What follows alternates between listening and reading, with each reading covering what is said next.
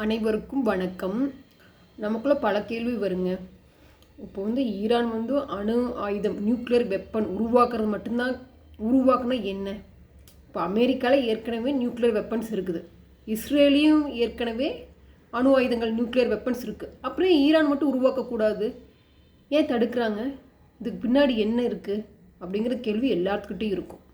ஈரானே கேட்குது, ஏன் நீங்கள் நியூக்ளியர் வெப்பன்ஸ் வச்சுருக்கீங்க, ஏன் நாங்கள் உருவாக்கக்கூடாதா? நாங்கள் எங்கள் நாட்டு பாதுகாப்புக்காக உருவாக்குறோம் அப்படின்னு சொல்லி ஈரான் தரப்பில் சொல்கிறாங்க. அப்புறம் ஏன் இஸ்ரேலும் யூஎஸும் சேர்ந்துக்கிட்டு ஈரானை அட்டாக் பண்ணாங்க ஃபஸ்ட்டு? இதுக்கு பல காரணங்கள் இருக்குதுங்க. ஸோ இப்போ நாமளே யோசிக்கலாம். அப்படி இஸ்ரேல் என்ன சொல்லுச்சு அப்படின்னு கேட்டால், இல்லை இவங்க நியூக்ளியர் வெப்பனை உருவாக்கிட்டு எங்கள் நாட்டை தாக்கிடுவாங்க, எங்கள் நாட்டை அழிச்சிருவாங்க அப்படின்னு. அப்படியே ஈரான் பண்ண போகுது. ஏன்னா அப்படி ஈரான் நியூக்ளியர் வெப்பன் யூஸ் பண்ணி இஸ்ரேல் அழிக்கும்னு நினச்சா, இஸ்ரேல்கிட்ட ஏற்கனவே நியூக்ளியர் வெப்பன்ஸ் இருக்குது.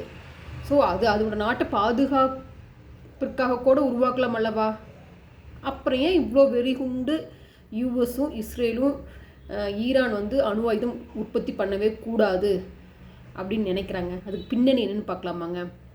என்ன அப்படின்னு கேட்டால், சப்போஸ் ஈரான் அணு ஆயுதங்கள் உற்பத்தி பண்ணி சக்தி வாய்ந்த நாடாக மாறிட்டா இஸ்ரேலுக்கு ஒரு பொறாமை. இது ஒரு ரீசன் இருக்கும்போது, நம்மளோட பக்கத்து வீட்டுக்கார முன்னேறிட்டா எல்லாரும் அப்படி இருக்க மாட்டாங்க, எல்லாரும் கெட்டவங்க கிடையாது. ஆனால் இஸ்ரேலுக்கு நம்மளோட ஈரான் சக்தி வாய்ந்த நாடாக மாறிச்சுன்னா என்ன பண்ணுறதுன்னு ஒரு பக்கம் ஒரு பொறாமை.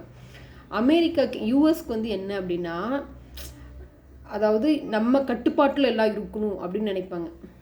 அதாவது ஆளுமை நம்ம கட்டுப்பாட்டில் இருக்கணும் அப்படின்னு நினைக்கும் யூஎஸ். ஸோ அது மட்டும் இல்லாமல் இப்போ பார்த்திங்கன்னா, ஈரானில் பார்த்திங்கன்னா எண்ணெய். ஸோ அந்த ஈரான் பக்கத்தில் ஸ்ட்ரெய்ட் ஆஃப் ஹார்மஸ் அப்படிங்கிற கடல் பாதை வழியில் தான் பல நாடுகளுக்கு எண்ணெய் சப்ளை ஆகுது. முக்கியமான இடம் அங்கே இருக்குது. ஸோ எல்லாமே தன் கட்டுப்பாட்டில் கொண்டு வரோன்னு யூஎஸ் நினைக்குது. இது ஒரு ரீசன். ஸோ ஈரான் சக்தி வாய்ந்த நாடாக மாறக்கூடாது அப்படின்னு தான் நினைக்கிறாங்க. சரி, நீங்கள் என்ன நினைக்கிறீங்க?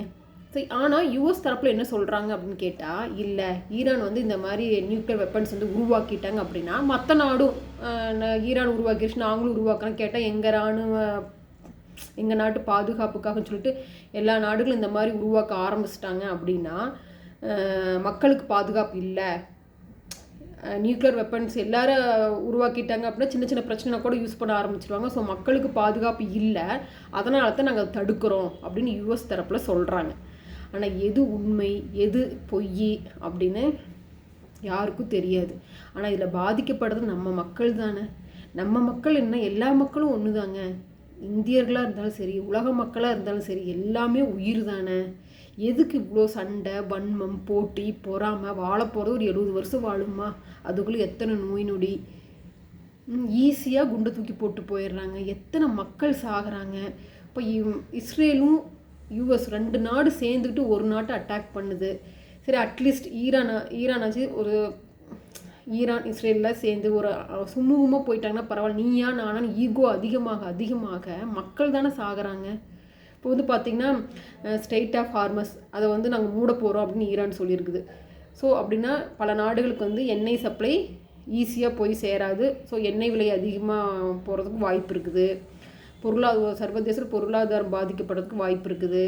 நம்ம நாட்டில் இந்தியாவில் பார்த்திங்கன்னா எண்ணெயில் ரஷ்யாவிலிருந்து தான் சப்ளை ஆகுது. நம்ம நாட்டில் அந்தளவுக்கு பெரிய தாக்கம் வராது. இருந்தாலும் இப்படியே போர் நடந்துகிட்டே இருந்தால் எத்தனை மக்கள் இதில் அஃபெக்ட் ஆகிறாங்க?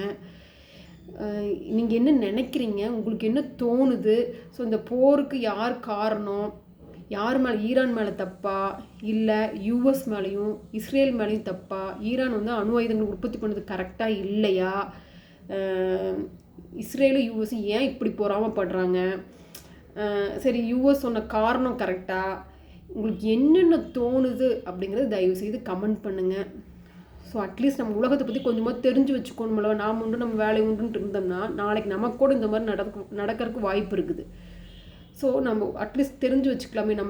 நமக்கு என்ன தோணுங்கிறதாவது கமெண்ட் பண்ணுங்கள். என்னை பொறுத்தவரை சீக்கிரம் ஈகோவெலாம் இல்லாமல் எல்லாம் சுமூகமாக முடிச்சுட்டாங்கன்னா பரவாயில்ல. ஏன்னா இது அதிகமாக பார்த்திங்கன்னா ஈகோ அதிகமாக போர் அதிகமாயிட்டே போகுது. ஸோ இது நல்லா இருக்காது. நீயா நானான்னு போக போக என்ன ஆகும்? உங்கள் கமெண்ட் இன்னும் மறக்காமல் போடுங்க. அடுத்து வேறு வீடியோவில் சந்திக்கலாம். நன்றி, வணக்கம்.